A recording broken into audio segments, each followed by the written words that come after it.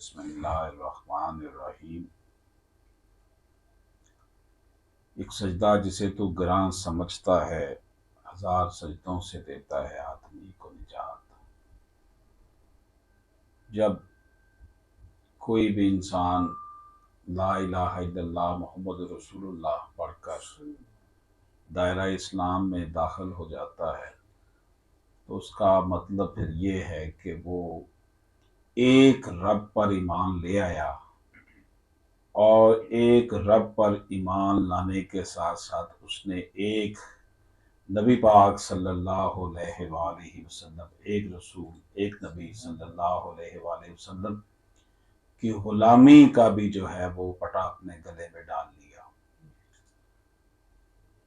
ईमान की हालत में आना, गोया के मुसलमान जो है वो फिर ईमान वाला बन जाता है जब अपने रब को एक मानता है,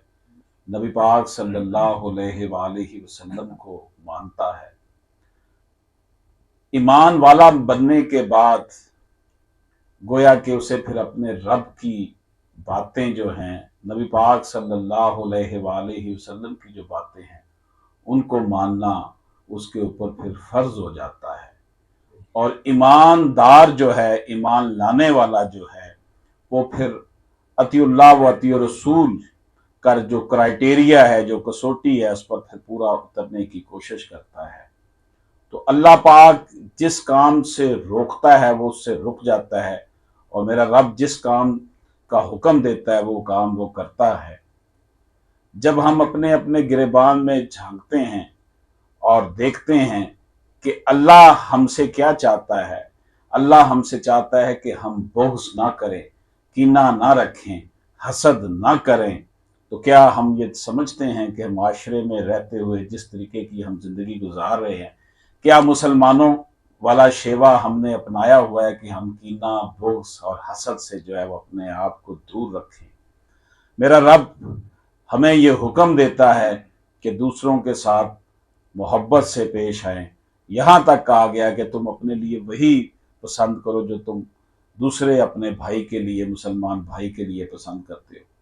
अल्लाह पाक ने मुसलमानों को एक ही भाईचारा करार दिया कि तुम एक ही भाईचारे से हो, यानी कि जब कोई शख्स मुसलमान हो जाता है, कलमा तैयबा का इकरार कर लेता है, तो वो एक वहदत की लड़ी में खुद को परो लेता है और वो एक ही जिस्म की सूरत अख्तियार कर लेता है। खा वो अफगानिस्तान में रहता हो, खा वो अमेरिका में रहता हो, खा वो पाकिस्तान में रहता हो, तो वो एक भाईचारे की लड़ी में परोया जाता है। तो ये दीने इस्लाम का जो वन ब्रदरहुड वाला कॉन्सेप्ट है, इसका मतलब तो ये हुआ कि हमें ना तो किसी के खिलाफ जाना चाहिए, ना किसी को दुख पहुंचाना चाहिए, किसी को भी नहीं, खा वो उसका ताल्लुक किसी भी मजहब के साथ हो, किसी इलाके के साथ हो, लेकिन अपना जो मुसलमान उसके बहन भाई हैं, अगर वो उनके साथ ये रवैया अख्तियार रखता है तो उसका मतलब ये हुआ कि उसने जो ईमान लाते वक्त वादा किया था कि मैं मुसलमान हूं और मैं ला इलाहा इल्लल्लाह मुहम्मद रसूलुल्लाह इस पर मुकम्मल यकीन रखता हूं, ईमान रखता हूं, उसकी जो कसौटी थी, जो मेयार था कि उसने अपने बहन भाइयों के साथ, मुसलमान बहन भाइयों के साथ अच्छा सलूक करना है, उसने कम नहीं तोलना, उसने मिलावट नहीं करनी, उसने हसद नहीं करना, उसने चोरी नहीं करनी, उसने किसी का माल जो है वो नहीं खाना। ये सारी जो सूरत हाल है, क्या ये हम इस कसौटी पर, मेयार पर पूरा उतरते हैं कि ईमान की जो कसौटी है कि ईमान वाला बनने के बाद भी अगर ये काम हम कर रहे हैं, जैसे कि सूरह निसा में अल्लाह पाक ने बड़ी तफसील के साथ विरासत के हवाले से बयान किया और अल्लाह पाक ने कहा कि ये मेरी हदें हैं, जो किसी का विरासती हक मारता है गोया कि वो मेरी हद तोड़ता है, जो किसी बेटी का, बहन का, भाई का विरासती हिस्सा खाता है तो गोया कि वो अल्लाह पाक की हद तोड़ रहा है, और जब वो अल्लाह पाक की हद तोड़ रहा है तो उसकी मंजिल सिर्फ और सिर्फ जहन्नम है और उसने हमेशा जहन्नम में रहना है। वो लोग जो अपने बहन भाइयों के, अपने रिश्तेदारों का विरासती हक खाते हैं,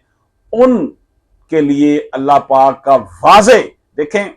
कुरान पाक में विरासत एक ऐसा मामला है जिसमें अल्लाह पाक ने खुद खोल खोल कर एक एक चीज बयान की है, और पूरा यानी कि ऐसा मैथमेटिकल अंदाज में समझाया है अल्लाह पाक ने खुद कि क्योंकि इसके माशरती माशी बहुत से असरात माशरे पर मुरतब होने होते हैं। तो अगर कोई बंदा किसी का विरासती हक खाता है, उसको नहीं देता, तो उसकी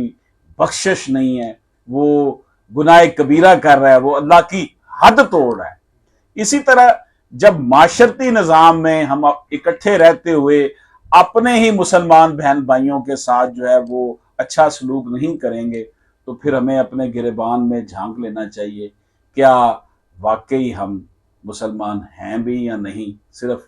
कागजी तौर पर मुसलमान बने हुए हैं, नाम के मुसलमान बने हुए हैं। यही वजह है कि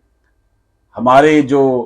अफ़ाल हैं और हमारे अक़वाल जो हैं वो एक दूसरे के साथ नहीं मिलते। जिसे भी अपने रब के सामने, जब हमने क़यामत वाले दिन अपने रब से, अपने नबी पाक सल्लल्लाहु अलैहि वसल्लम के सामने जाना है, तो किस मुंह से जाएंगे कि मेरे अल्लाह पाक, ए नबी पाक सल्लल्लाहु अलैहि वसल्लम, आपने जिन चीज़ों से हमें रोका था, क्या हम उससे रुक गए?